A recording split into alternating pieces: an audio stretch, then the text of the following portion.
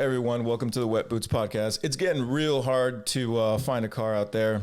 I went to one dealer that wanted $19,000 out the door for a 2018 Corolla with 89,000 miles on it, and it was absolutely ridiculous. This recession is coming in hot, and to be honest, personally, I'm still not over Jerry Springer's death. My guest today has quite the resume.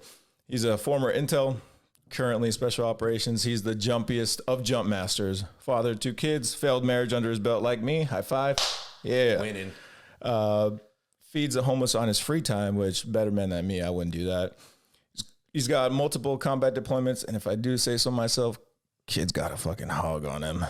Please welcome my guest today, Abe Marquez. If you don't like this country, get the hell from around. What's up, bud? Well, what's up, brother? Yeah, I appreciate it, man. Thank you for having me here, man. Thank you for coming on the podcast. It's an absolute honor and pleasure to have you here. Just tell us a little bit about yourself. Oh, man. So, Abraham, I go by Abe, so you can always call me Abe. 35 years old. Man, 35 years old. Time flies. Time flies. Kid's looking young as fuck. No, so honestly, bro, I'm originally from San Diego, California. I'm a West Coast boy. Me too, bit. Yo. Yeah. High Hell five, yeah. slap, I'm also Mexicano. You're Mexican too? Hell yeah. There we go. Yeah, so bro, I joined the Army in 2009. And honestly, when I first joined the Army, it was mostly because, so my wife at the time, I got her pregnant. And I was like, I got to be a better man than just working in a 9-to-5 job as a security guard, which, bro, it was a fun job because as a security guard, I did securities for the Chargers. Damn. So I was at the Chargers stadium like all the time. But they still suck though. Yeah, they still do. They still do. But I mean, it was free football. Yeah. Which was fun. The San Diego Padres. So I did security for San Diego Padres. And then the best one, which I think it was the best kicker, was I did security with the same company for concerts. So I was at the Lil Wayne concert. I was at the Tool concert, Metallica concert. Kids lived a full life over here. Damn. Slipknot concert. Dude, that was wild. That was wild. Yeah. Like every time there was a mosh pit, the rule for the mosh pit was as long as they're standing and they're fighting, stay out of it. But it was like hockey. It was like hockey. The minute they fall to the ground, you got to drag them out so they don't get stomped. Shit. They don't get stampede, but you just let the fight go. Because, bro, there was like 15 to 20 people fighting. So just really, you can't do anything because for your own safety, you just have to kind of just wait it out, Yeah. And then, so at that time, got my ex-wife pregnant. And I was like, all right, well, I got to do something better than this. I need a better life for them. So I decided to join the Army in 2009 and ended up going to basic training in Fort Jackson. Relaxing Jackson, baby. Relaxing Jackson. So yeah, bro, it was good times there at Jackson. As a matter of fact, when did you go to basic? I went to basic in 2012. Funny story. I actually told this on my last episode. I flew out of San Diego to Fort Sill, Oklahoma for basic training on 9/11. Whoa. Yeah. 2012 though, right? 2012. Yeah, you were probably already in your first unit by then. 2012. Where was I? Yeah, so I just got back from my first deployment in 2012. Jesus, I was barely getting in the Army. Yeah. Nah, man, I think you and I joined around the spike of like the war era, and it was just starting to tail off to the point. So me and you probably still were able to see a lot of craziness happening during that time. A little bit. Yeah.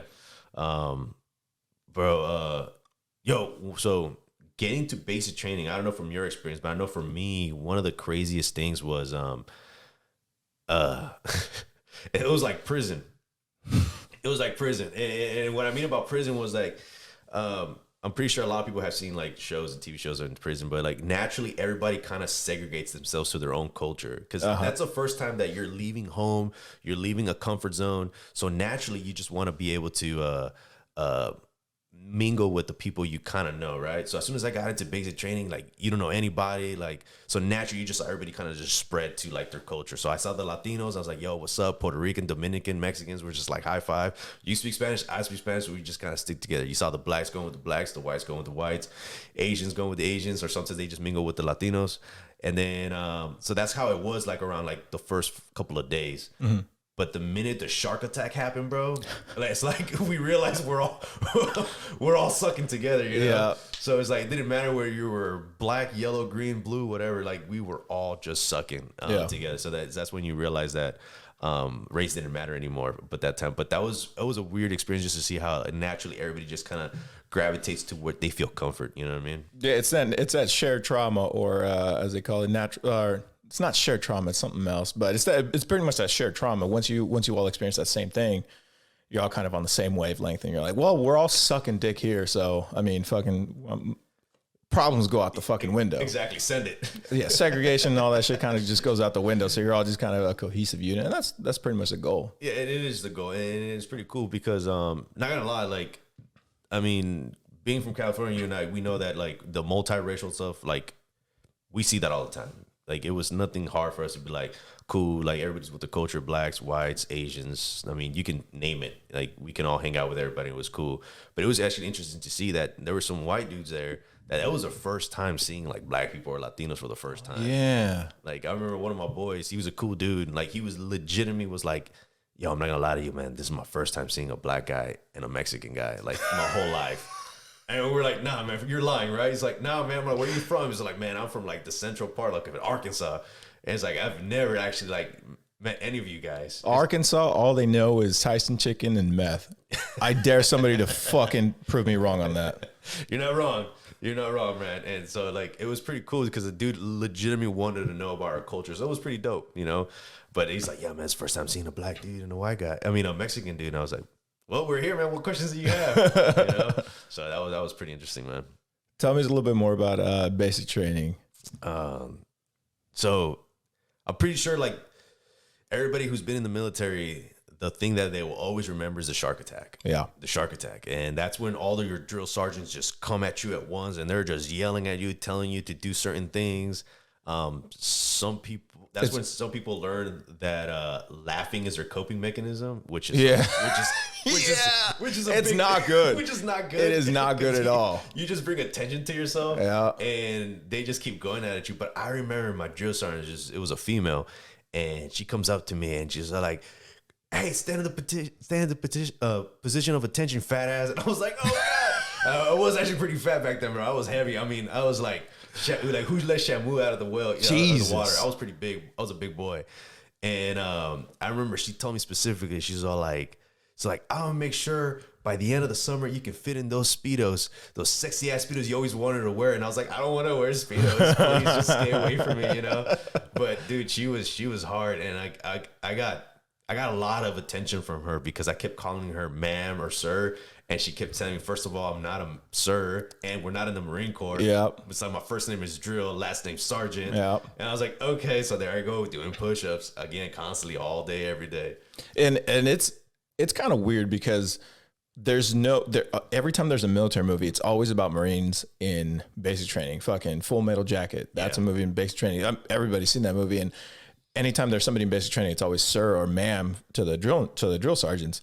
But when you get to the Army, you call them sir or ma'am, and they're like, I work for a fucking living. I'm not an officer. Shout out to all the officers. Maybe not. Yeah. But they're all the good ones that actually look out for the enlisted. All the good ones, yeah. If you're green and gold, yeah, you're cool. But if you're not, you know, big time, man. But we always think about that, and we don't really think about that aspect of it. And we get caught up in it, and that's just the fastest way to just get your ass chewed right the fuck out. Big time, bro. Big time. Yeah. Was there anybody in basic training who it was like their first time leaving home or anything like that? Like they missed their boyfriend, girlfriend, and stuff like that? Oh yeah. There was this one good buddy of mine. He was from Puerto Rico, and I mean, like his English level was like, at a scale of 1 to like none, it was like none. He definitely went to DLI and passed on a curve. Yeah, 100%, right? And so that dude was like one of my buddies because he always like leaned into me. He's like, hey man, what are they saying? And I was like, I tried translating for him. And I remember every time I spoke Spanish, the drill sergeant would just smoke me. So like, stop speaking Spanish in formation. And I was like, bro, the guy can't speak English, man. Like, what do you want me to do?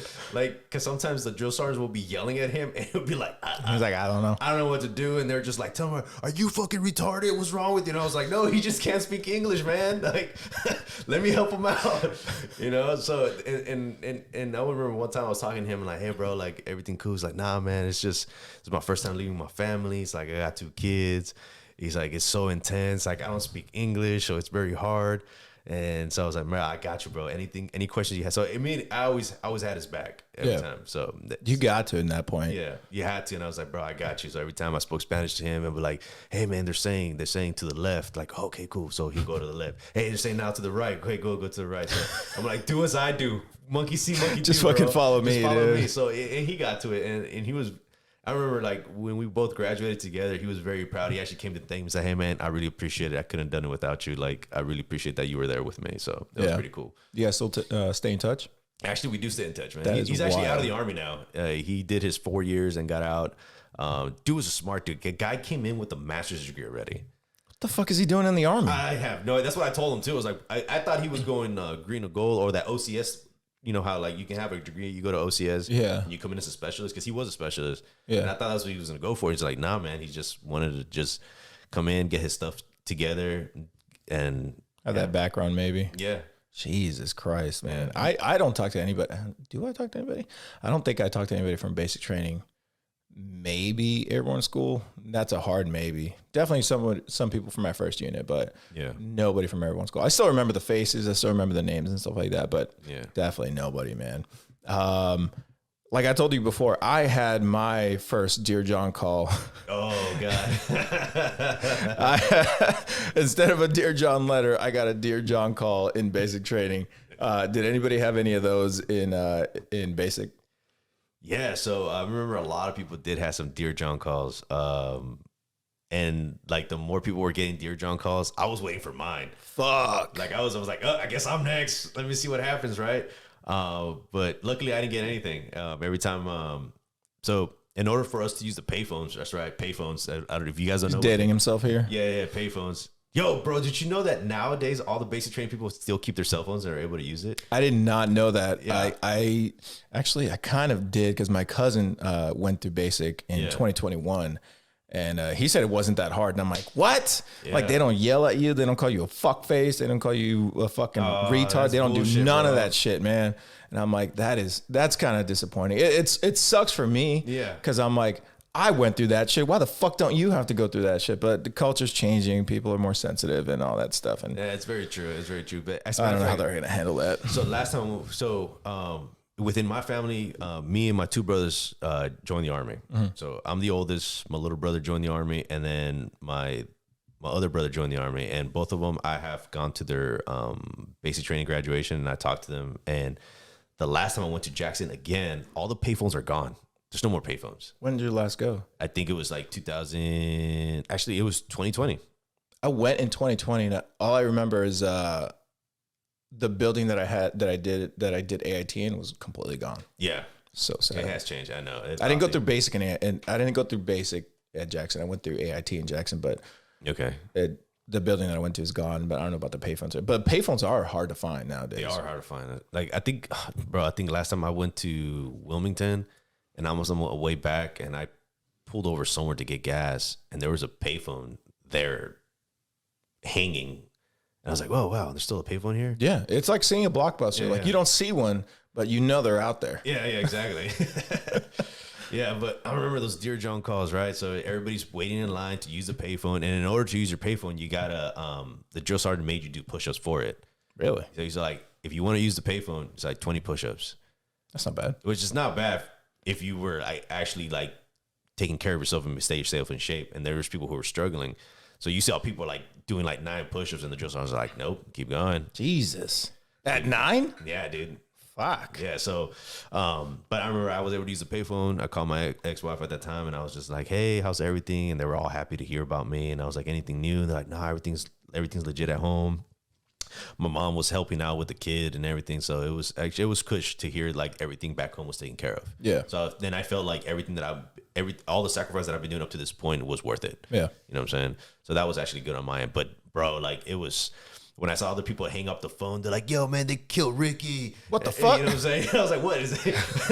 I'm like, who's Ricky? I'm like, are you quoting a movie, bro? Like, no, like, for real, you know? Some people would hang up the phone, they would just be pissed off. And then the drill sergeant's like, see, this is why I don't let you guys go home, because you guys come out of here looking all like bitches and blah, blah, blah. Get your ass off. And like, so like one bad phone call, everybody had to stop using the phone, because then, then they felt like, oh, we're all going to get bad news and stuff.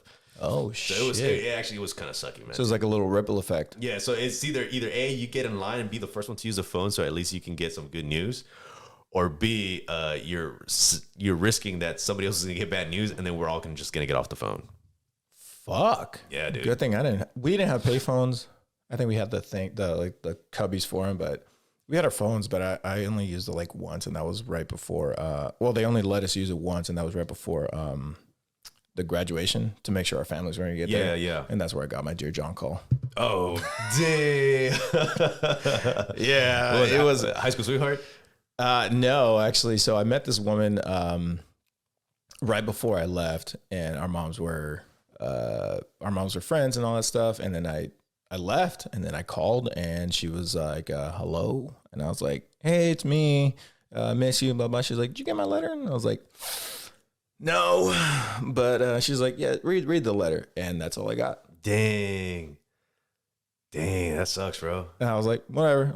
I didn't think anything of it, and then my dumbass, it took me a couple of years to find out that, hey, that was a Dear John call. I didn't realize this until like last year, a couple of years ago.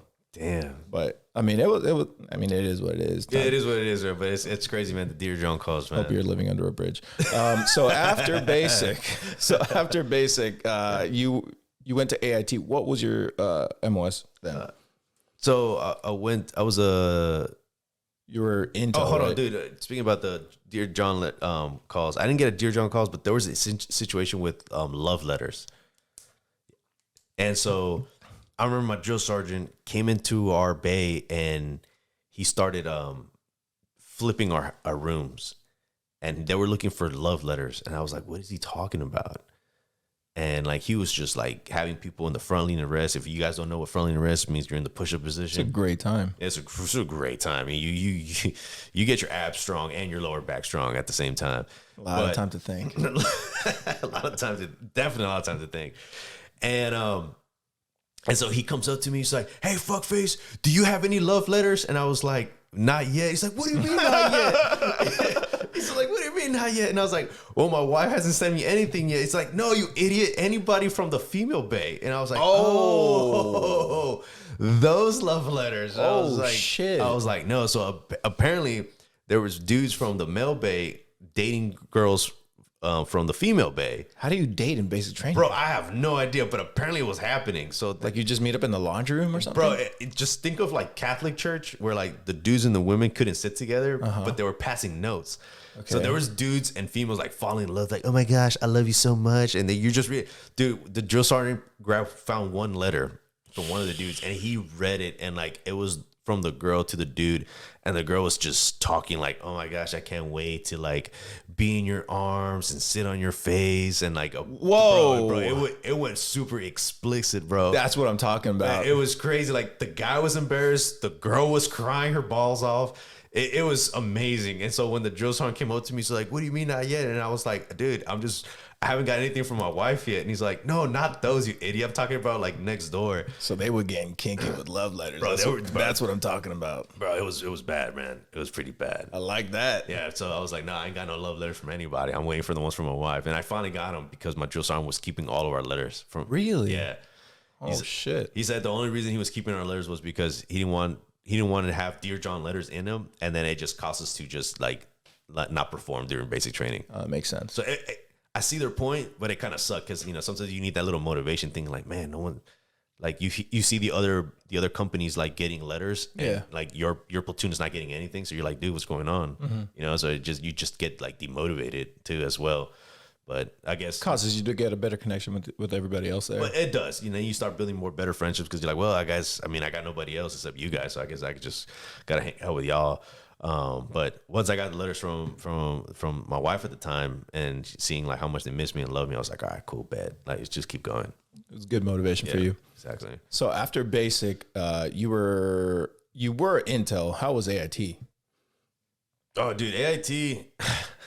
So those of you who are trying to get into the Intel community, you're gonna go to Fort Huachuca. Like that's like the home of the Intel. Like that's like for sure. Granted, you're gonna go there. Yeah. And depending on your MOS, you're gonna be there for about 9 till about a year long. That's a whole ass fucking baby. It is, which it's plenty of room, which is plenty of time, for people to get married. There was a lot of like legit AIT marriages happening during my MOS. Really? Yeah. So I was a 35 mic. I was a human intel, and our course is about 9 months. If you don't fail, if you fail, it's about a year long. Jesus. Yeah. And I'm not gonna lie, man. There's like a handful of people like falling in love and getting married and like having babies and a bunch of stuff. I'm like, dude, there's just enough time and a lot of space for people just to wild out. Jesus, people are fucking in AIT? Yeah, 100%. And getting married. Those are the best ones, the marriages. And newsflash, 9 out of 10, they don't make it. They don't make it. They don't make it. We had one guy meet a girl in AIT, and they were always together. And I think he proposed because I think they had him in the first sergeant's office. One way or another, we all found out that they were engaged, and we're like, "What the fuck? Like, you just met 4 weeks ago. What the fuck is happening?" Yeah. But I guess I don't know. But I do know that they would tell people they're like, "Don't go into the laundry room at this time," and I'm like, they are fucking. Like, that is the weirdest spot, I guess, to fuck in the laundry room. In AIT, and you're probably not going to see this person again. Fucking, I don't know, man. We were kind of like Lone Rangers. We were able to do whatever the fuck we wanted. So if anybody wanted to do anything, they would just get a hotel off post. Yeah, exactly. And that's one of the things that I like. It was weird too because for us it was so most of the people that used to like go ahead and like we're just fucking around will go to the game room or they call it the common area. So they'll be in the pool table and they'll be like, "Hey man, the pool table is reserved for stuff." And I'm like, "Bro, first of all, I want to go play pool and get off the pool table, man." You know what I'm saying? Why are these balls sticky? You know what I'm saying? Like, oh my god, like, get off of them, right? I'm like, be like a normal person and go get a hotel room. Like, yeah, like you guys are making money. You should be able to just go get a hotel room for like $8. And dude, the Motel 8 was like really outside the base. Yeah, like, go there, right? But dude, there was a lot of that stuff. But one of the things that I remember like really pissing me off was it was me and like 2 other my buddies. We were 21 and older, so we were able to drink. The majority of the rest of the class was under 21, and they were the ones getting like DUIs, being drunk, like in formation. But because they were drunk, we were getting in trouble because they thought that we were the ones providing alcohol. Because they're like, well, there's no way these guys can buy alcohol without someone else buying them alcohol. And since you guys are cool with them, then it's you guys. And we're like, nah, bro.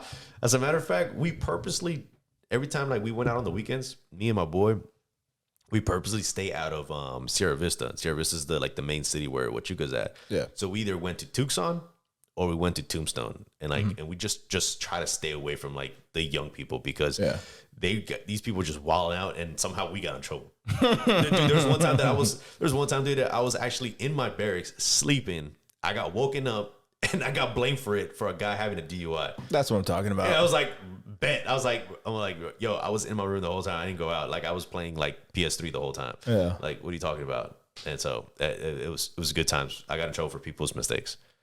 Prepared you for later on in life. It really did. It prepared for later on in life. Somehow I got blamed for somebody else's like marital problems, and I was like, I'm not even the one having sex with them. So I was like, that's not cool. I mean, at least let me get some before I can get in trouble. You know what I'm saying? Like, let me get a turn first, bro. Yeah, exactly. If I'm gonna get blamed for it, it's like, bro, like, yo, come on, let me get blamed for something good. Yeah. You know. So yeah. I like that, man. That's fucking classy.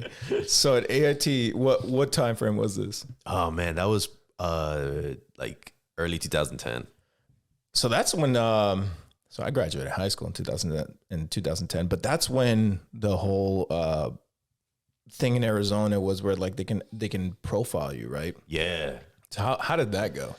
Well, bro, so so the funny story leading up to that. So first story leading up to that was that same year. So I failed. I failed like one of the hardest class like tests during my AIT, so I had to stay longer. Okay. And so during the summer, we had an influx of illegal immigrants in that area. I mean, because Sierra Vista is literally right around the like 10 minutes away from like the border of Mexico. Mm-hmm. So one day I went to the shop at, minding my own business. It was the weekend, and I saw literally like about 15 illegal immigrants just on the floor with their hands behind their back, and like the MPs and the border patrol were right there. And one of the MPs literally profiled me. So like, he's brown, he probably speaks Spanish. He's like, "Hey man, can you speak Spanish?" I was like, "Yeah." He's like, "Can you help translate?" I was like, "Sure." So I go up and I talk to the illegal immigrants, and I was like, "Hey man, what's going on?" And he told me, "Hey, ask them like, why did they come into the base?"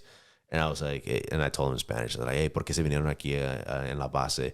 And they were like, that means, why did you guys come to the base? That's what for those of you who don't speak Spanish. Exactly. And the guys were saying, look, so they were following the blimp. And there's and over there's a huge blimp, and it has like cameras, and it shows everything like to kind of see the area. And they said like, yeah, the coyote guy said, "Hey, follow the blimp and you'll be in the United States." I mean, he wasn't wrong. He wasn't wrong. He just didn't say where they were going to get to. Yeah, exactly, right? So, holy behold, they climb over the mountain and boom, inside the base. So, like, they technically turned themselves into the base. Oh, man. So I was like, yo, man, yeah. So, yeah, you guys are in a military base. So, that's kind of suck. And so, they got rolled up. But, and then during that time frame, I went out, did my thing, went to go get my haircut, go to Walmart, just do my own personal stuff. Yeah. And this one time I was actually walking from Target to Olive Gardens, because I parked right in the middle. It's like, I'm gonna go get myself something to eat. We'll say Olive Garden's a classy fucking place. Classic. Just, legit. Like, compliments to the chef at Olive Garden. Yeah, compliment to God the shit. damn, they know how to make a good spaghetti. You know what I'm saying? Bro. Anniversary date, Olive Garden. No Olive better Garden. place. Yeah, no better place. And as I was walking, the Sierra Vista Police Department cop like flashes his lights and pulls me over, and I was like, "What?" Like, I thought he was gonna get the car in front of me, because he kind of like drove past me, but no, it was me. He's like, "Hey, you stop walking," and I was like, "Oh, okay." And he's all like, "Hey man, like, do you have an identification?" And I was like, "Yeah, I do have an identification." I'm like, "Why?" He's like, the reason I stopped you was, just wanted to make sure what's your citizenship. And I was like, word? I was like, okay. So I showed him my military IDs. I didn't even go straight for my driver's license. I just showed my military ID. I'm like, "No problem, military." And he's like, "Oh, okay, cool." He's like, "No, we're just double checking. We're just making sure, because there's been an influx of, migration and stuff." And I was like, okay. Mm-hmm. So that kind of got me interested. And then I went and researched, like, why did I get profiled? And I was just researching. And then I came down that that year, they passed a bill where they can actually stop and ask you for your citizenship. I remember that. There was a whole fucking thing about that. I think we seen you and then made a video about it. Yeah. Made a music video about it, completely different from the lyrics and everything. It was like a love song, but the whole video was about like people coming into the United States, being racially profiled and being deported and all that stuff, which is weird. Yeah, it was weird. And at first I got like, sure, I kept presenting but then I think after like the 4th, 5th time, bro, like I actually got tired. So I decided to fuck with them. God damn, 4th, 5th time. So they try to catch me right and dirty. You know what I'm saying? So after the 5th time, I think it was like the 5th time or 4th time, something like that, I decided, you know what? I'm going to have fun with these guys. So I got pulled over again. Actually this time I was driving. And back then I was driving a Honda Civic, race rocket, low to the ground, low to the ground, right? So they try to catch me dirty, and I was actually racially profiled. So they they took my ID. No, they asked me like, "Hey man, what's your?" They didn't even ask me like my driver's license, like, "What's your citizenship?" Like, first thing out of their mouth. So I was like, you know what? I'm gonna speak to them in Spanish. So I was like, "No sé lo que estás diciendo." So I don't know what you're saying, and blah blah blah. So the guy's like, "I need you to step out of the vehicle," and I was like, "Okay." So I got out of the vehicle, and he just kept asking me questions. I just kept talking to him in Spanish, and then the border patrol showed up, and then eventually the border patrol was like, "Hey man, like, what?" He tried to talk to me in Spanish. This broken Spanish is like, "Como te llamas?" And I was like, "Oh, my name is Abraham," and they're like, oh, you speak English? I was like, yeah. And I was like, I'm actually a service member of the United States Army. He's like, oh my God. He's like, bro, why didn't you leave with that in the beginning? I'm like, bro, why you guys keep racially profiling? This is like the 4th, 5th time that I keep getting stopped for this stuff, man. This is annoying. You kind of already know the cops and shit. So they're like, yo, man, we're sorry, we're just doing our investigation, blah blah blah. I'm like, bro, but this is legit racism, man. Like I get it, bro, but like, bro, come on. And he's like, yeah, man, but and I was like, whatever, dude. So they let me go and I was off on my way, but I just got tired of it, Yeah. So after that, I just started, like, every time I drove, I started bringing my white homies with me. And so, like, they stopped, racially profiling me because they're like, oh, it's a bunch of whiteys with him, so it should be fine. He's an American, definitely, so. And that's the show, everybody. Hey, yo, man, sometimes you just gotta use your privileges. And I was like, yo, shit. I gotta get my white boy privileges, sit with me in the car so I don't get pulled over anymore. And it worked. Hey, man, if it works, it works. You know what I'm saying? Or maybe they just stopped profiling. I don't know, but I'm just gonna say it worked. We'll say it worked, man. Yeah. So after AIT, where'd you go after that? So after AIT, I got my orders to go to Fort Bragg. Damn. Yeah, which is now known as Fort Liberty. I will never call it Fort Liberty. Never. Not even there's a fire. Nope. Not even there's a goddamn fire. I'm not calling it Fort Liberty. It's going to be Fort Bragg till I fucking die. Yeah, Fort Bragg. And it will always be Long Street. Long Street, one word. One word. Long Not Street, two, one word. Not 2 words. Not 2 words. You saw how clever they were? They put long and then they put the street as in, like, no. One word. It's Long Street. Yeah, Long Street. That's exactly what it is. And I think they changed Raleigh Road too. What? I think they're gonna change Raleigh Road. I think that's one of the ones that they're changing. I don't give a fuck. I'm actually kind of curious. Just because they changed Fort Bragg, there's a lot of stuff outside named after Fort Bragg. Are they also going to change that too? You talking about like small businesses? Yeah, probably not. I don't have the fucking money for that shit, dude. Yeah, because the Army's paying out like billions of dollars just for the name change. Yeah, especially like the bank, Fort Bragg Bank. Yeah, Fort Bragg Mutual. Yeah, they're not. I don't know. That's a good fucking question. I don't know, man. I mean, it's probably for those businesses. I'm assuming it's going to be like we uphold the tradition and shit like that. Yeah, just like us, we hold the tradition. Yeah. Not calling that fucking shit Fort Liberty. Yeah, so I ended up going there to Fort Bragg from my first duty station, and I probably got a 1 month in, and they said do not even unpack my bags because I was deploying like the following month. That seems to be the narrative for most people. It was. So I went straight to Afghanistan my first year in 2010. Like immediately I was there, and it was good times. It was good times. Like so being an intel unit, like being a 35 Mike, when I first joined the Army, and like when I was talking to the recruiter's like, hey man, do you want to go 11 Bravo, be infantry? And I was like, nah fam, I'm good. I was like, that's no for me. I said, no for me, dog. I got kids, I got a wife. I'm not trying to die. I'm not trying to do any of that stuff. Yeah. I'm a lover, not a fighter type of thing. And then the recruiter's like, well, do you want to be a 35 Mike, which is an interrogator? It's like you just be like in the prison systems, just what detectives do. And I was like, that sounds like a cool job. Detective, no big deal. You just talk to people, try to figure out what's going on, right? So I was like, yeah, sure, I'll do that. Wrong. I get to my first duty station, and I get attached to 4th ID, an infantry line unit. Jesus. So I was going out on patrols all the time.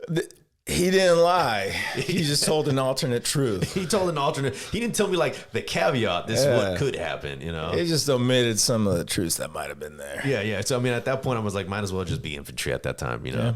But honestly, I give kudos to all the infantry guys and stuff because like it's crazy. Going out there, and I learned a lot from them. Which I had to play both roles. Like I had to be an infantry mindset first before I can do my job. Yeah. Because like the first thing is eliminate the enemy. If not, they're eliminating you. So it's like that was true. So I had to just get into that mindset, So I mean, my first rotation, I dealt with mostly harassing fire, and harassing fire is mostly when people are shooting at you from like probably like 400, 500 meters away from you. So it's like relatively close, relatively close, but it's mostly like you're in a long distance where it's more like they're just like harassing you. Yeah, that's all it is. But I dealt with a lot of IEDs out there, though. Really? Yeah, a lot of IEDs, like explosions, like left and right. Like those things were pretty crazy, man. They are pretty crazy, and they just catch you out of nowhere. Yeah. when you least fucking expect it. When you were in Afghanistan, did you actually do your job? Yeah, I actually did do my Or did you job. just do a bunch of infantry stuff? No, so we went out on patrols first, and once we got to our objectives, once the infantry did their job, whether it's to clear an area, we got into some firefights, and once we kind of, Once the dust kind of settled. Once the dust kind of settled, and we just kind of arrested technically like a bunch of people, then I went through my job and just started interviewing each and every one of them. How was so the first time you went out, how was that? Was it exactly what you expected, or was it like, oh, that nothing really happened, we just came back? So the first firefight. So we went on a couple of patrols first, and nothing really happened. It was all like just regular patrols. We were just going out, visiting people, talking to some village elders, just trying to build like some rapport with friendships. With people like, hey, we're the Americans. We're not here to do anything crazy. We're just here to meet you. Not gonna lie though, bro. Some of the areas, I'm pretty sure you can probably agree with me, I felt like I was like in Mexico. Yeah. Yeah, like you saw like the panadero man, the people making meat on the streets, people selling. You kind of feel at home, and you're like, you know what, this isn't that bad. Yeah, I was like, yo, this is not bad. I feel like I'm in Mexico right now. You know what I'm saying? I was like, this is legit. Like people are trying to offer me stuff from outside the street. I was like, this straight up like Mexico. Like, yo, let me get that fruit. How much is it? It's like it's this many pesos, but it's Afghanis back then, right? Yeah. But it felt like home. I was like, this feels like home. You know what I'm saying? Like eating. Instead of eating tacos, I was eating kebabs out of naan, which is bread, right? So it's same, but different. But so after a couple of patrols, everything was pretty cool. I was like, this is not bad. So I got used to it. And then we got into our first firefight, and we were getting shot at. I was like, oh shit, we're getting shot at. Like this is legit. Like.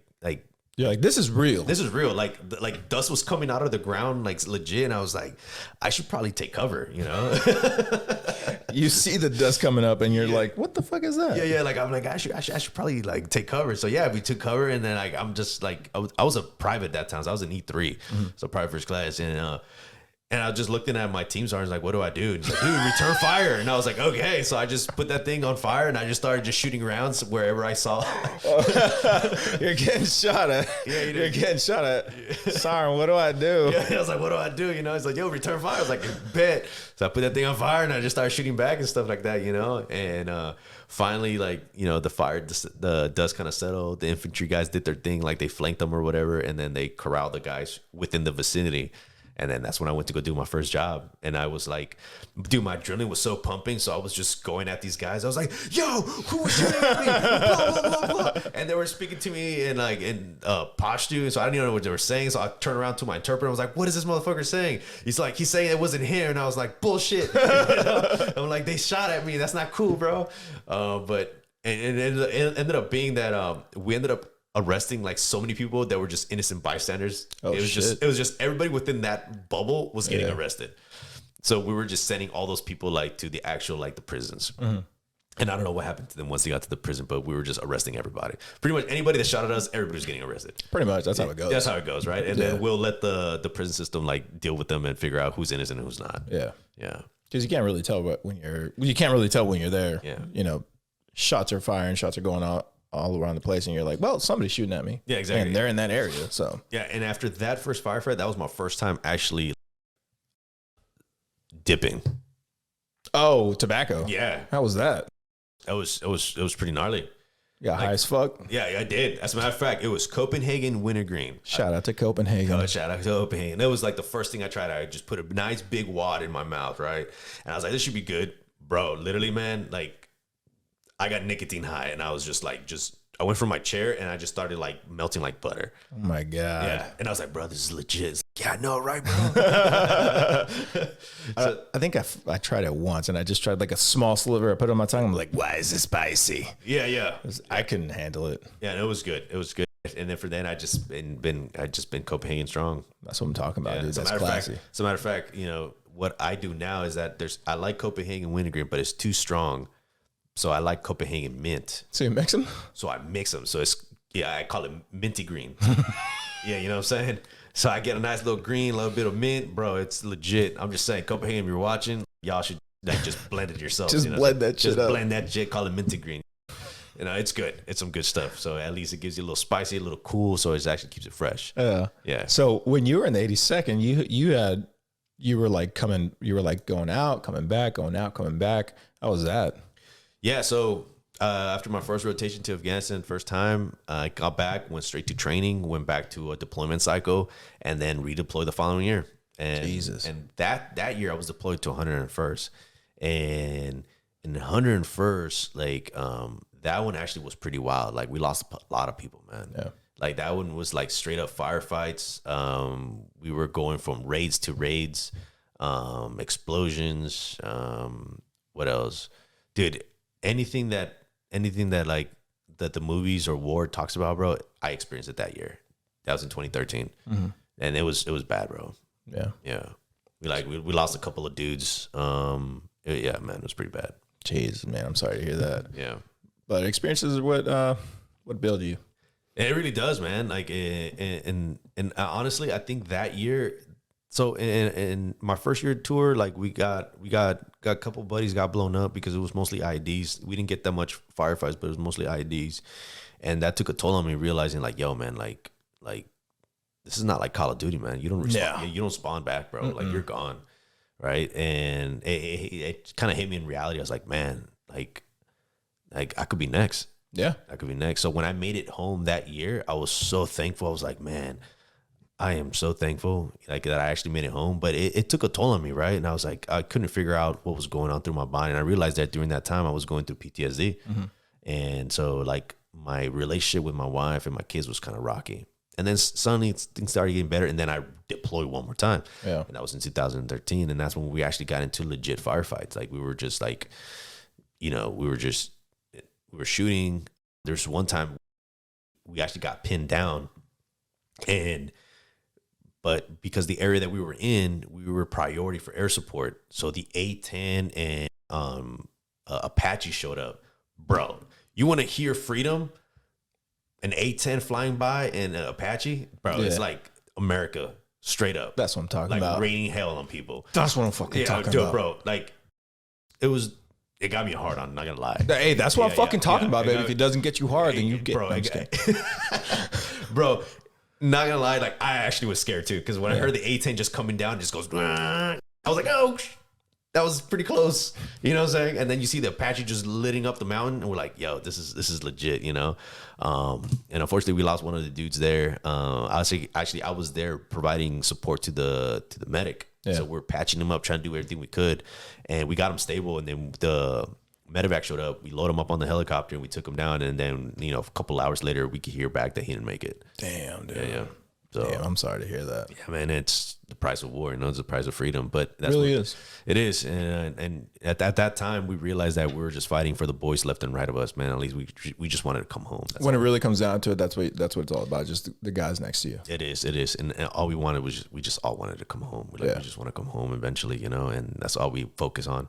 It's to the point where it's like it's either them or us, you know. And that's when I realized that. You know, the way the Army trains you, it's honestly, bro, it's a one-way ticket. It's a one-way ticket. And that's something that a lot of people need to understand before they join the military is like, you have to understand that war is real. Yeah. War is real. And there's a price for it. And I think Ronald Reagan said, you know, freedom is only one generation away before it just disappears. Yeah. You know, and it's true. And that's why we have to continue, you know, focusing on our military, keep it strong, because at one point, you know, this freedom that we have, it could just disappear very, very quick. Yeah. If we don't protect it. And and going to war, I realized that the military trains you to go to war. Like, I mean, they focus on everything, you know, going to the ranges, going to X, Y, and Z training. I mean, they prepare you to go to war. Yeah. What they don't prepare you for, where I feel like that's where, you know, we as experienced, you know, like the senior ranking NCOs and senior ranking officers, we should focus is reintegrating back. Yeah. Because it is legit. It is a one-way ticket, because honestly, the way I took it, and this is what kind of took a toll on me and through my mental health, was like, we go to war, and if you survive and you come back, the military's like, oh, you survive? So there's these couple of programs. It's up to you if you want to go to them or not. But if you don't, cool. If you do, sweet. If not, hey, you do you. Yeah. But before you deploy, like they're very adamant, like, oh, you got to go to this training. You got to go to this thing. Make sure you're green on this. Make sure you blah, blah, blah, blah, blah, blah, blah, blah, blah. Yeah. Right. Because if not, you're not going to deploy. But when you come back, they're like, hey, it's on you whether you want to get these programs or not. The thing about those programs is throughout the years, there's certain stigmas behind getting help for those programs. And I think from my experience, at least in our unit, at least the individuals have done a good job in being like, hey, at least our unit has done a good job in understanding that struggle. Yeah. And being like, hey, if you need to take a break for yourself, just be transparent about it and let us know. And you don't have to give details or anything, but if you're transparent with them, you're like, hey, I need a break from my mental health, then they're all about it. They're like, that's great. That's fine. Do what you got to do. And then let's get you back to where you back in the fight. Yeah. And a lot of times, but these programs aren't known to everybody. And that's the biggest thing. So my biggest beef with that is that these programs are usually just check the block training. Yeah. And there's just like, hey, let's get this resiliency training done so we can go home and shit like that. But those types of programs and those types of briefs should be given by people who actually care. Correct. And see that as a problem. And like, hey, this isn't a check the block kind of thing. This is something that affects everybody. Yeah. And at least our unit, like I said before, our unit's done a really good job at that, at giving us those resources and being like, hey, if you need to take a break, that's fine. You got this. Oh yeah, definitely, Brent. And I totally agree. I agree with that because, and I think also initially it just takes that, because there is bad stigmas about it, right? Like, oh, if you do this, blah, blah, blah, or you're weak, you're going to get kicked out of the army and X, Y, and Z, right? So you freak out. You're like, man, I don't even want to talk about it. But one thing I want to tell, just put that out there is that if you're bleeding out of your leg right now, what is one thing that they teach you to put on? Tourniquet. A tourniquet. Now, let me ask you a question. Will you leave that tourniquet on for the rest of your life? No. Now you probably go to the ER and get that thing fixed. So our mental health is the same way. It's just the only reason we don't go seek help is because we don't naturally see it bleeding out. But it's bleeding out internally, man. Yeah.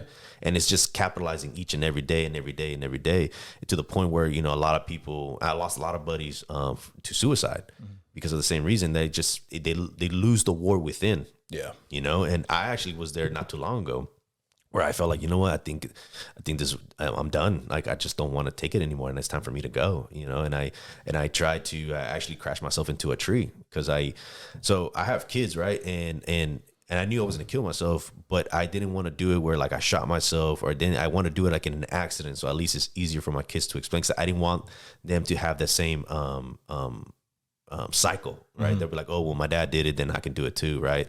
So I tried to do it as an accident, but unfortunately, man, like I was able to kind of like, I don't know what it was. I probably got to say it was an act of God that stopped me from doing it. Yeah. And I swallowed my pride and I was like, you know what? I got to go seek help. And so I went and sought help. And not gonna lie, I was truthful with everything. And when they first diagnosed me, they diagnosed me with PTSD and adjustment disorder. And the adjustment disorder, they only give you 6 months in the military for you to adjust. Okay. And after 6 months, they'll start doing chapter paperwork. So, here's the thing though, if you go seek behavioral health, you have to be truthful in order to get the right help that you need, because they're actually in it to help you come back out of it. They can't fix the problem if you're not being truthful. Yeah. Right. And I'm not saying like it's up to you what you want to say, but you have to be truthful, because I did tell them like, hey, you know what? I did try to commit suicide. I do hate some people. There's some people that I want to slit their throats, and they're like, whoa, like, all right. Yeah, you definitely got some serious problems. So they gave me like, hey man, look, you got 6 months. You got 6 months to do treatment. And after the 6 months, if we see that there's no improvement, then we'll start moving to chapter. And I was like, cool, bet. And it was scary to accept that, man, there goes my faith. Like, that's it. There's my military career is over. But I was like, I got to get help, because the thing that kept motivating me was like, I got to be here for my kids. I got to be here for my kids, because I already separated with my wife at that time. So from 2019 to 2021, I was separated from her, and then we finally filed for divorce. And so, but everything has been going gravy between me and her now. Me and her are actually like best friends now. But during that time when I was going through my dark times, I was like, I gotta be here for my kids. So I opened up to my behavioral health counselor, and she helped me out. And I think 4 months in, through the proper treatment and medication that I needed, she was able to switch my adjustment disorder to just regular depression and anxiety. And she's like, hey, I see that you've done a lot of improvement. You've implemented everything that we have done to be a better person and to take control of your mental health and your emotions. It's like, and you're not faking it. Like, I can see how much you have changed. Like, there's a smile on your face and it's genuine.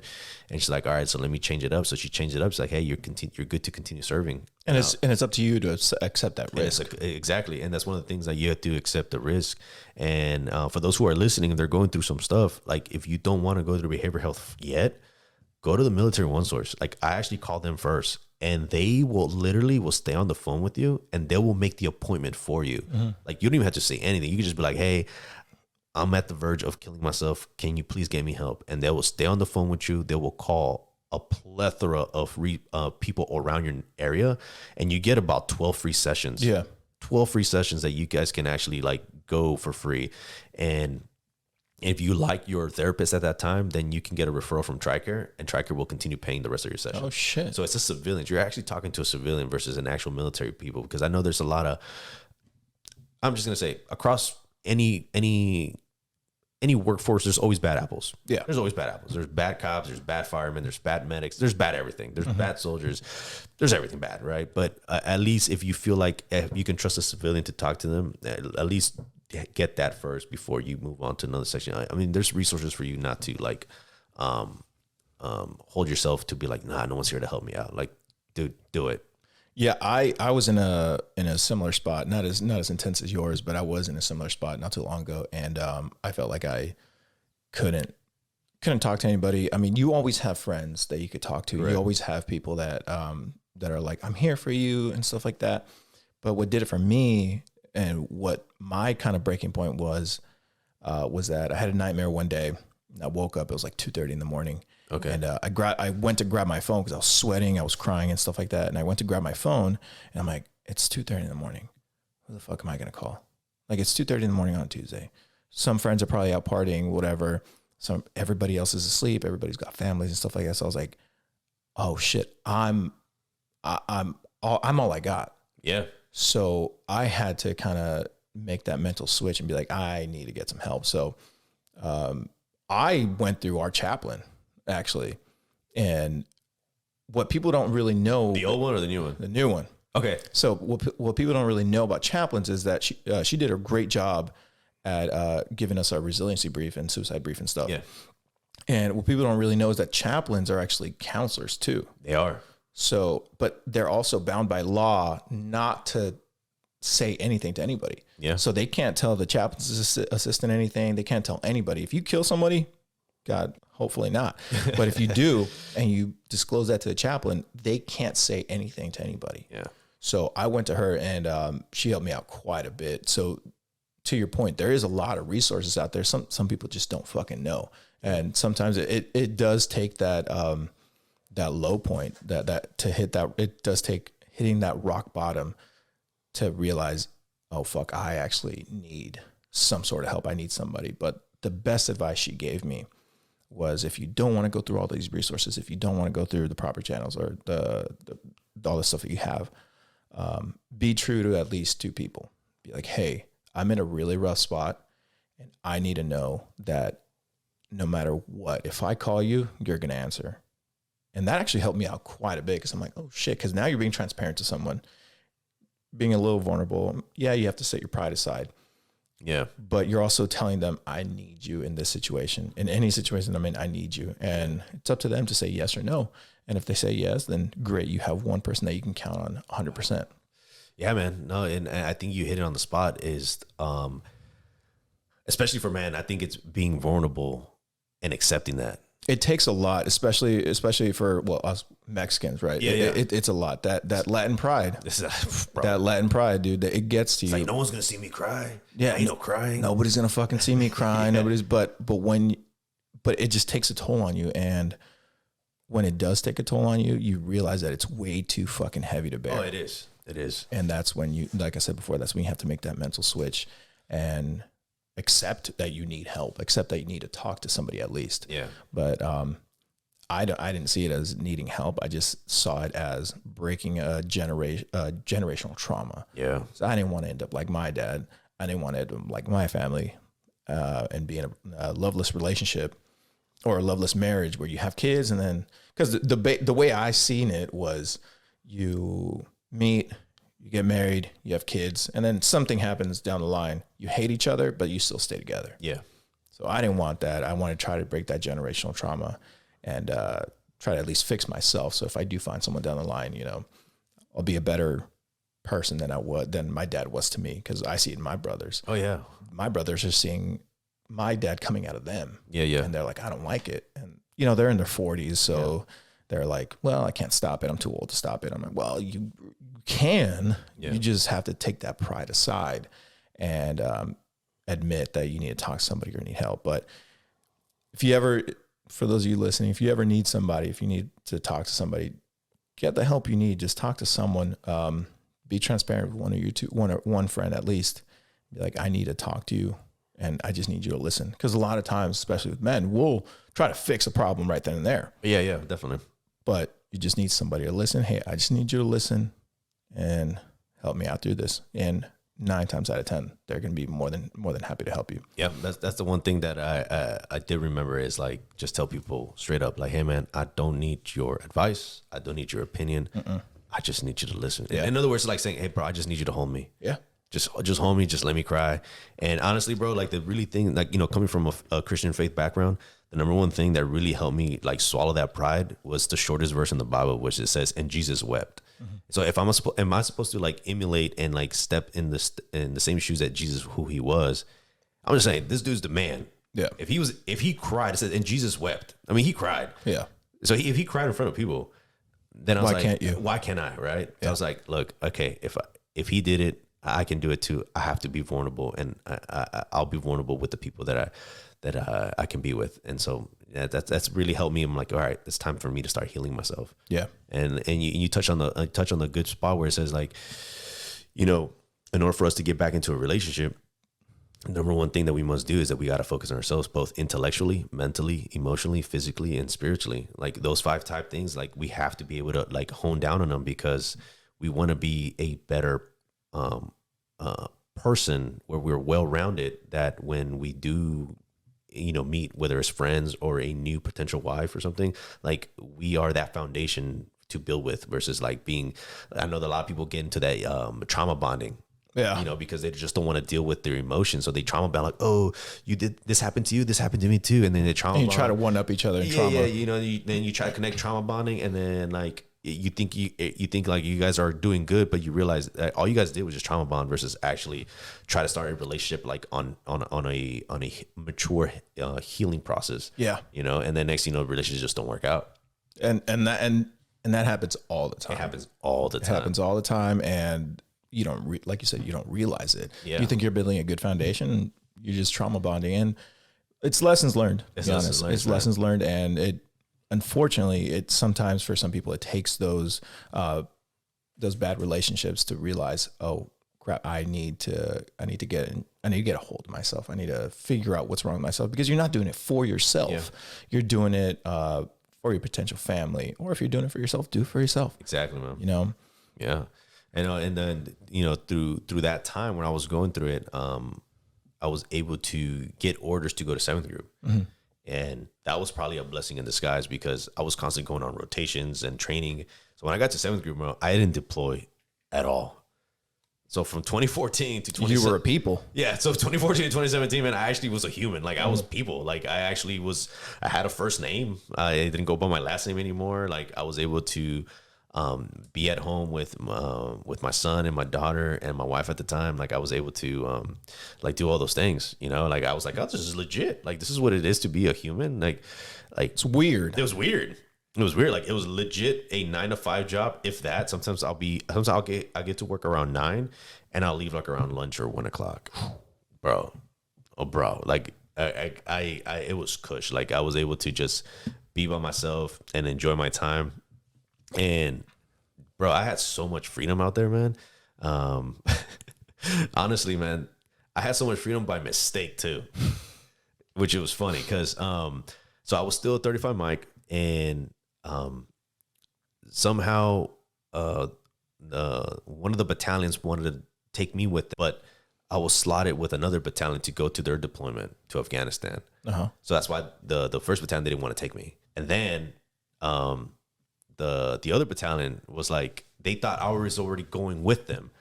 So they never took me with them. They thought I was already with them. So when they got over there, I was never with them. And so the other battalion, so the third battalion actually picked me up, like, hey, we're going to take you with us on our rotation, blah, blah, blah. Yeah. But somehow they got lost in the mix, and they thought that I was deployed with the second battalion. Okay. Yeah.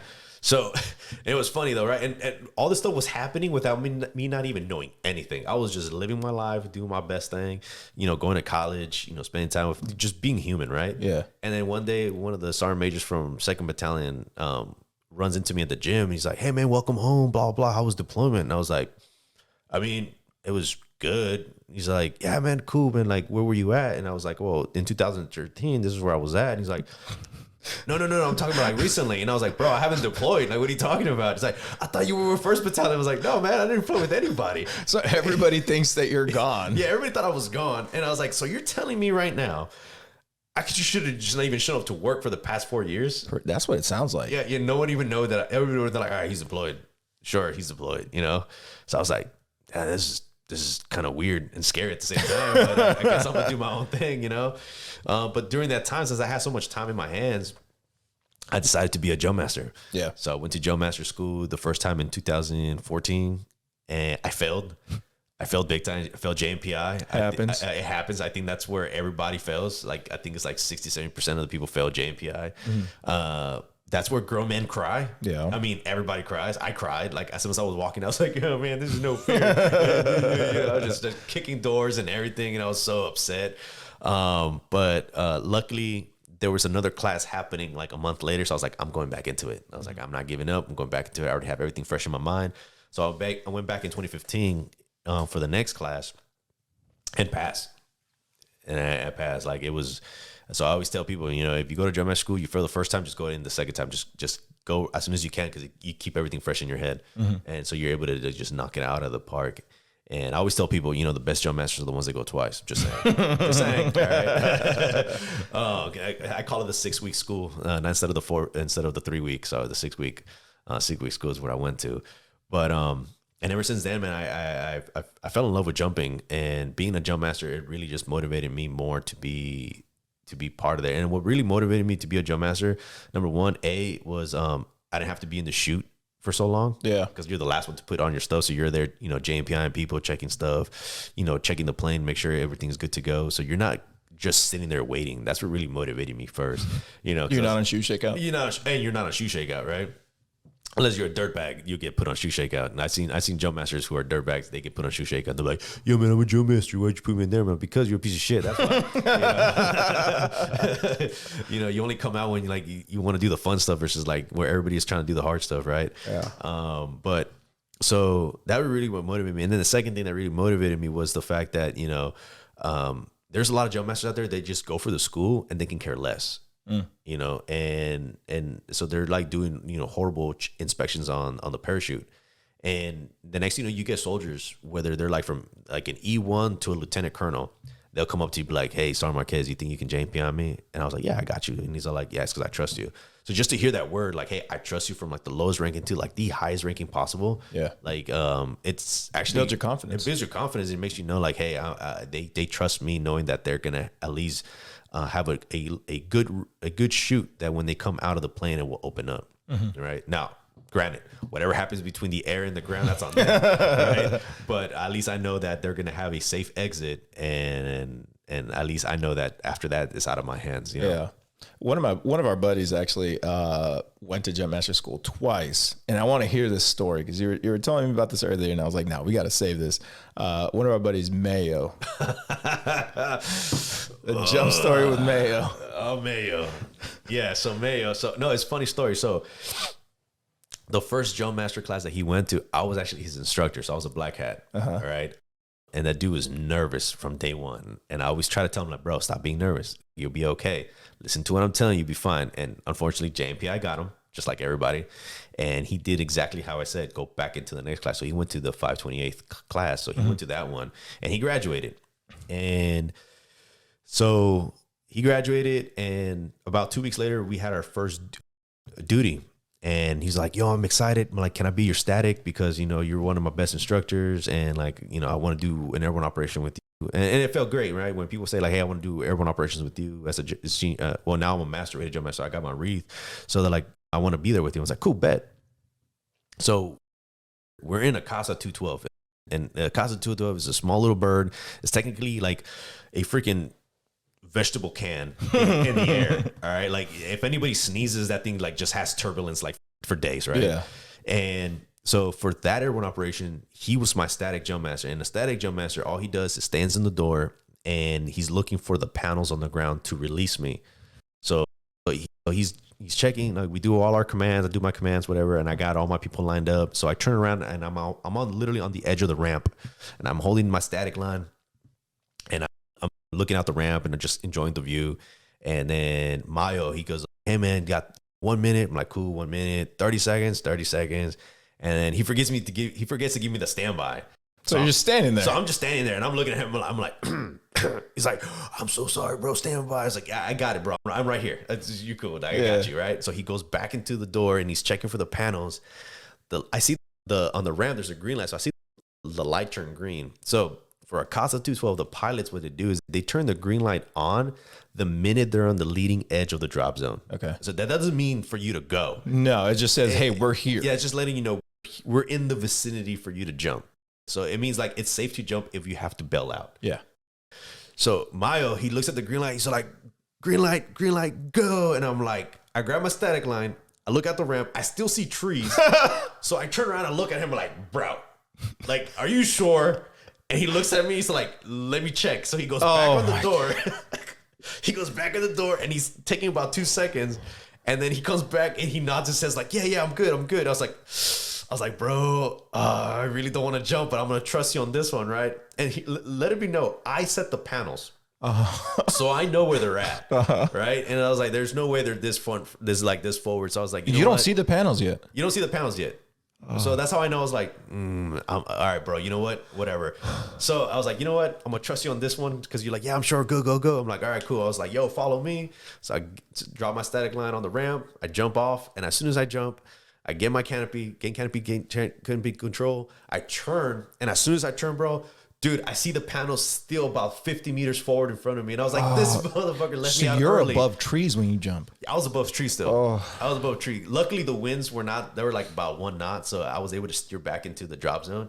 But he dropped us off way too early still. Jesus fucking man. After I told him, I'm like, bro, when you see the panels, wait about 5 seconds and then drop us. Because the panels, since there was like 0 winds, we were still going to have to walk further. So I was like, bro, drop us off late so we're further into the drop zone so we don't have to walk that much. Yeah. And he's like, got you. I'm going to drop you late. Didn't do that. I think he confused late from early. Mm-hmm. Somehow the L and the E are, very similar. They're too close together. They're too close together, And so, I mean, poor guy, that dude's from Spain, so he probably can't understand English or Spanish, So, but I love that guy. But the minute I walked back, which it took me about 30 minutes to get back to the shoot shakeout, shoot turning point, Maya was literally on his knees like, bro, I'm so sorry. I left you out so early. I feel so bad. Like, let me redeem myself. And I was like, bro, you're an asshole, bro. I'm like, I told you, when you see the reverse NATO L, like, as soon as it lines up with the door, give 2 seconds and then call the green light, bro. Like, the pounds were not nowhere near you, man. He's like, yeah, I know, man. I messed up. I got nervous. I got nervous because you were on there, and like I just wanted to impress you. Too many eyes on me. I'm trying to impress you, dude. Yeah. I was like, bro, you don't have to impress me, man. Just do your job, And so he felt bad. So now every time he sees me, he's like, bro, when are we gonna do duties together? I got to redeem myself. So I was like, nah, man, you good. You did a good job. You did a good job first time. That's it. Let's just call it there, man. But yeah. Oh man. Yeah, shout out to Mayo. Fucking Mayo. All right. Right before we wrap up, I'm gonna ask you a couple questions. Yeah, boss. These are questions that I just like to ask just to see if you still drink the Kool Aid. Send it. First question is: do you tuck your boots into your pants into your boots, or do you use boot blossers? I use none. Oh, you just fucking free ball it? No, close. So I just use the little blousers on the bottom of my. But you blouse your pants. So I'll blouse. I don't use the little the rubber band ones. You use the ones that come in the pants. I just use the ones in my pants, and I like to test the water, so I just put it off. I put it on my first eyelid on my boot. Now this is a rebel. That's a rebel. This is a fucking rebel. Small victories, bro. But it's still a very important question because my theory is stick it to the man every time you get, every chance you get. My theory is you cannot trust somebody who wears standard issued boots or tucks their pants into their boots. Oh yeah, definitely. That's just a sign of a fucking toxic leader. I don't give a fuck who you are. Yeah. That is a sign of a fucking toxic leader. Yeah. My next question, do you heat up your MRE? So yes and no. So if like for example, during selection, I did not heat up my MRE. Okay. Because you only had a couple of minutes to, and then you're banking that the MRE that they give you is not expired. And if it's expired, that means your MRE heater's also going to be expired. It's going to be like a Quaalude, like an old Quaalude where it's going to take time before it kicks in. Yeah, 3 hours later. 3 hours later, yeah, you know what I'm saying? So, so my MRE, I remember one time I had an MRE heater from an expired bag. Not gonna lie, bro, it took almost probably like the whole night for the thing to finally kick in. Jesus. And the only reason I knew that was because I was like, I left my trash on the side where like they told us to put our trash in. And the next thing you know, I see the smoke coming out like in the middle of the night. I was like, wow, that it just kicked in, you know? So selection, I was like, nope, just eat it cold and let's just go. Whenever you have an MRE now, you heat it up. So now, like nowadays, when like we have plenty of time to just heat it up, bro, I just roll it up, heat it up, just kind of just sit down, enjoy the day. And if it heats up, cool. If it doesn't, it is what it is. Fucking pussy. Yo, man, I like to be bougie sometimes. So I like a warm meal. You know what I'm saying? So yeah. Most important question here: are you a surface shitter? A surface shitter? Yeah. To put that in context, what do you mean? You're in the field. Got it. Got to take a shit. Yeah. Do you take your e-tool out there with you and dig a hole, or do you just fucking send it? All right, so you want to hear a funny story with this one? Let's hear it. All right, so check this out. All right, so I am a surface shitter. That's what I'm talking about, baby. Yeah. So this is me, right? There's one time, as a matter of fact, this is recently. So I went to the R Slick train up. Yeah. I went to the R Slick train up, and I had to take a poop. Like I had to take shit. Like I had to come. I was like, it's gonna happen. And so I walked about at least 100 meters away from like the little RP where we were at, and there was an Apache doing this like training stuff, right? And so I was like, I'm not gonna take no E2. I'm just gonna go, and it's quick and easy, right? And so I went, found a nice comfortable spot. I'm like, that's my spot where I'm gonna go take a shit. Drop trousers, grab the tree in front of me, and you know, I did it like a stripper, you know, just grab it and just drop it like it's hot. That's what I'm hang talking on to about. it so I don't fall forward, right? So I had some clearance. As I'm taking this shit, bro, the Apache, he's been doing, you know, circles and stuff like that. He literally stopped behind me and just he just hovered there as I'm taking this shit. And I'm looking at him like, bro, like, get away, homie. And he's just staring at me, looking at me. And I was like, I know you're looking at me, man. And he's just hovering there. And I was like, well, he's going to get this, right? So, you know, grab the baby wipes. I started wiping myself, and I started tossing it at him, thinking like I was going to hit him, but not. But at least I'm showing him, like, get the fuck away. Fuck you. Yeah, you know what I'm saying? But yeah, that's what I did. So that surface shitter. I think the other one that was really, really funny and actually very memorable was during selection. I had to take a shit. It was pretty bad. And I just couldn't find the Porta Johns. They said the Porta Johns were in this direction. I was like, I don't know what that direction is. I'm just going to go find a spot away from the people. I find a nice little spot. I'm like, this is my spot. I go and I take a shit. And I didn't want to bury the baby wipes. So I just started tossing them, right? So I started tossing them. And it was, let it be known, it was the middle of the night. So I tossed them. I'm good. I'm clean. So, you know, you got to have two. You got to have wet wipes, and you have the dry ones because you got to dry and wipe. You know what I'm saying? Because if not, you're just smearing peanut butter on shag carpet. Exactly. And it's going to be a bad day when you go on the next like couple of ruck mucks. So I go back to my little chute, go back inside, go to sleep, wake up the next morning, pack all my stuff. And as we're leaving from that little patrol base, we started walking in the direction where we took a shit. And the only reason I knew it's where I took a shit was because on the trees, I started seeing baby wipes hanging. Oh. So it looked like the tree got TP'd, right? So as we're walking by, people were like, yo, man, who TP'd the tree? And I was like, yeah, who was that guy? That fucking asshole. Oh, my fucking God. So yeah, yep. That was good, man. Oh man. Oh shit. Yeah. Tell me about it, right? It was a Jesus shitty situation, Christ. man. When you're in the field, do you bring your sleeping mat? No. Good. Nobody fucking does it. No, I don't bring this piece of equipment. Yeah, it is. I don't bring my sleeping mat at all, man. I bring my hammock. What the fuck? Yeah. God damn, this man's bougie as fuck. I do go bougie. What was your first moment of Army suck? Where you realized, fuck, this really sucks? Oh, man. Let me see. So my first time in Army suck, this was like going on a field training exercise. And I was on the saw and it started to rain and it was like 30 degrees weather. And there was no time to like put a poncho on or anything. So it just starts pouring raining. And that's when I'm like just crying. I was like, this just sucks. I was cold like, rain. It's cold, it's rain. Your hands are on the cold fucking steel of the weapon. And exactly. You can't feel your hands. Yeah. Can't hear nothing, right? So I actually started like slowly grabbing my poncho and I started just sneaking it out because I'm going to cover myself. I don't do shit. I'm going to cover myself. And next thing you know, I just was able to throw it over myself. And then I went to sleep. At least you got some sleep. I got to sleep in the rain. But yeah, that was the first time when I was like, man, this shit sucks. Like, there are some moments where it just you just have to keep going. Yeah. You're wet as fuck. Have to keep going in wet boots. Oh, those are the worst ones. When your boots are wet, bro, and your socks are wet, that's probably the worst thing. Like, honestly, like that's one thing out of my 14 years in the Army, having wet boots and wet socks is probably the worst thing ever. That's why we call it the Wet Boots Podcast. Yeah, exactly. Because it just sucks. Because I had a moment where I was on my second pair of boots, and I had plenty of socks. Yeah, it was like 7:30 in the morning, and I was like knee deep in swamps, and I was like, "Fuck, dude, this sucks." Yeah, dude. Like, I got no more boots.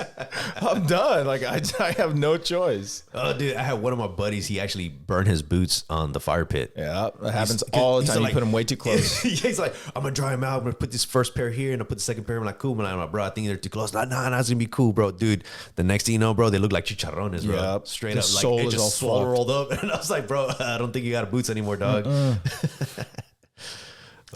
What's your best moment in the Army? Dang. I think my best moment in the Army, bro, was probably not gonna lie, it's probably getting my wreath on from my jump master. Yeah, getting my wreath on my jump master, becoming a master rated. I think that's it was one of my goals of mine, and to finally just be a master rated jump master. I just think it speaks volume to people. People see it and they're like, they trust you more. Yeah, you know, I always make a joke with the officers. I was like, hey sir, you see this wreath? Yeah, I actually get saluted.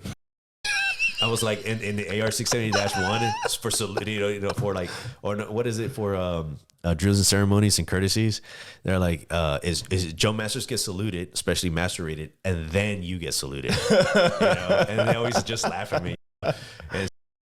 But yeah, dude, honestly, that's probably one of my proudest moments, just to finally like be able to jump and knowing that the minute I landed, I was like, man, I'm finally master rated. Yeah. Although my knees took a hit for it a bunch of times because you had to jump 65 plus times. Yeah.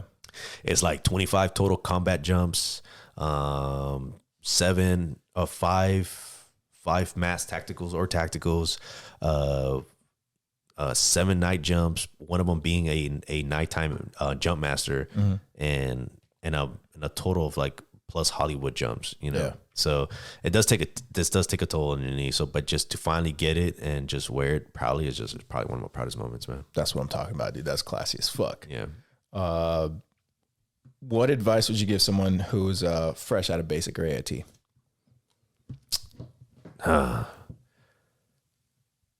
So for basic, all right. So basic going to AIT. Don't get into AIT marriages. Yeah, 100%. Just focus on your job, focus on your mission. Just get in and get out. Don't treat it like college. I think a lot of people try to treat it like college, especially those MOSs that are pretty long. There's some MOSs that are pretty quick, like 4 weeks, 6 weeks in and out, right? So doesn't give you enough time to be an idiot. But I do tell you this, like, especially when you go from basic training and then you go to AIT, you have a lot of freedom. You finally become a human again. Yeah. Like you're like, oh, wow, I got freedoms. I got my weekends. I can do this at night, and that's where mistakes happen. Just focus on getting your job done, your AIT, become MOS qualified, and then just go to your first duty station, and then go ahead and enjoy your civilian life. You know what I'm saying? Just focus on getting your get in and get out. What advice would you give somebody getting to their first duty station? And then once you're from AIT going to your first duty station, the first thing I recommend a lot of people is like, don't be a yes man. Mm-hmm. Don't be a yes man, and don't be don't be a shed bag either. Like you got to find that fine tune in between, right? And the reason I say that is because if you become a yes man, naturally there's a lot of leadership. And there's a lot of toxic leadership everywhere, especially in the military, where if you're the yes man, they will always go to you for everything. They will always put you on everything. They're always good in because you deliver. However, though, the minute you make one mistake, it's like they just drop the whole book on you because they like have these high standards for you. And the minute you mess up, like they just like they treat you like you're worse than scum. Yeah. And then if you are scum, like from the get-go, they know that you're scum, so they just leave you alone.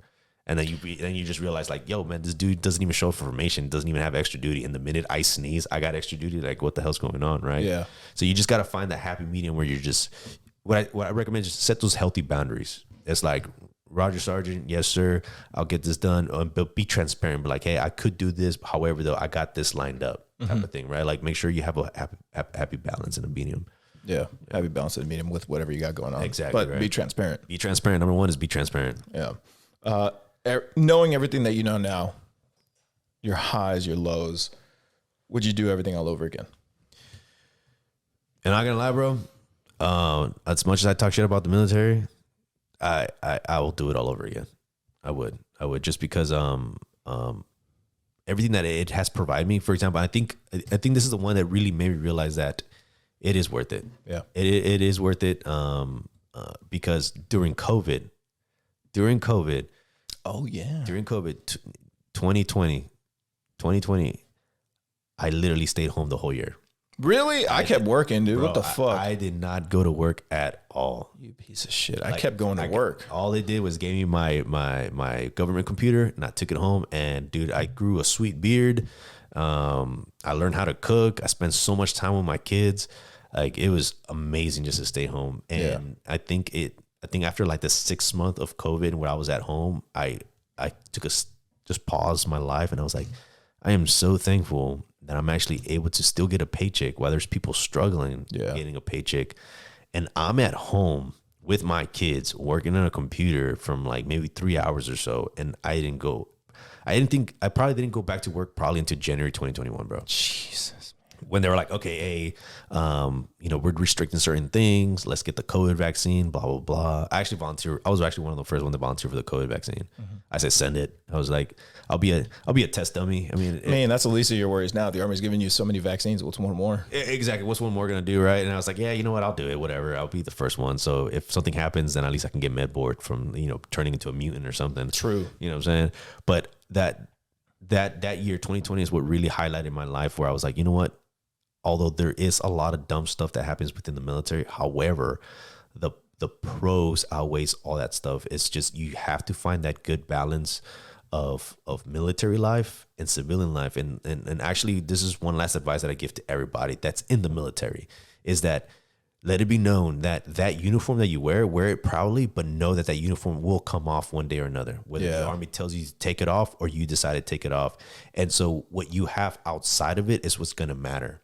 And I've seen a lot of good people within the military that they focus so much in the military and they lose sight of the civilian world. Like, they lose their kids, they lose their wives or husbands or whatever. And once they retire or get out of the Army, they have nothing. Yeah. That's zero. So I tell people, like, hey, balance the Army life and then try to focus on your civilian life. I tell these people, some people say like, oh, the Army is like a marriage. But I tell people, nah, man, the Army's not like a marriage. The Army's like a mistress. All right. The Army's like a mistress. It's like, she will suck you for what she wants and you will do exactly the same. Yeah. Just don't fall in love with the Army. Like, use each other for positivity, like for what it's worth. and then start capitalizing on transitioning out of the Army eventually, because you will get out, whether you retire, whether you get med board, whether you get out early and do your time. I mean, everybody that did their time and got out, thank you for your guys' service. Like, you guys, volunteered proudly, but it's what you're going to do outside that's going to define who you are, because the uniform only goes for so long. You know? I see people who were like retired sergeant majors. They're like, I was retired sergeant major, and like they're still working like at greeters at Walmart. No one gives a shit. They're like, I was a retired sergeant major in the Army. And it's like, yeah, bro, you're a greeter in the Walmart. Who cares? You know what I'm saying? Yeah. But, and that's the thing that is sad, because like these guys spend so much time, they give so much to the military, and that's their identity. But your identity shouldn't be that. So I tell people, like, focus knowing that uniform will come off, and start focusing on who you are outside of the military, because that is what's going to matter the most. Yeah, that's good advice, because even in the Army song, it says the Army goes rolling along. Keeps rolling along. It's going to keep functioning with or without you, no matter what. Correct. You're replaceable. Yeah. You are replaceable, but at home, you're not replaceable. So if you have kids, just know that you're not replaceable. Those kids need you. Yeah. If you got a spouse, they need you. They're not, I mean, yeah, I guess you could say they're replaceable if you get another one, because I know you and I eventually going to have to find something that everybody else, right? But if you have kids, like, you be there for them. Yeah. If you have family, be there for them. Start focusing outside. Use the Army for its pros and take advantage of everything it has, because the Army's going to take advantage of you for everything you got. Oh, yeah. So it's 100%. like, that's why I say it's like a mistress. It's like, don't fall in love with it. Just enjoy the ride, enjoy the journey, make some good memories, and then eventually you're just gonna have to be like, deuces, I'm out. Yeah, that's very good advice. Start getting your shit ready, everybody. Yeah. Abe, it's been such a pleasure and such an honor to have you here, dude. No, man, it's been an honor. Go ahead, plug anything you got going on. Instagram, Twitch, OnlyFans. Friends Feet Finder, bro. You know what I'm saying? Plug your Feet Finder, dude. Yeah, no, if you guys want to follow me on Instagram, it's Back to the Cross. It's on Instagram, just common spelling, Back to the Cross. You'll find me there. You'll see a lot of my posts where I'm helping at church, especially helping the teenagers. And that's usually where I go with all my advice. I try to help these teenagers become better people in society. Yeah. And you'll see a lot of my shenanigans for Jump Master and other stuff that I do in the Army. It's just pretty much my own personal life there. So I like it. Classy, man. We had a great time today. Follow us on wetboots_pod. Follow Abe Marquez at Back to the Cross on Instagram. Thanks for joining us. I hope you had a good time. We'll see you next time.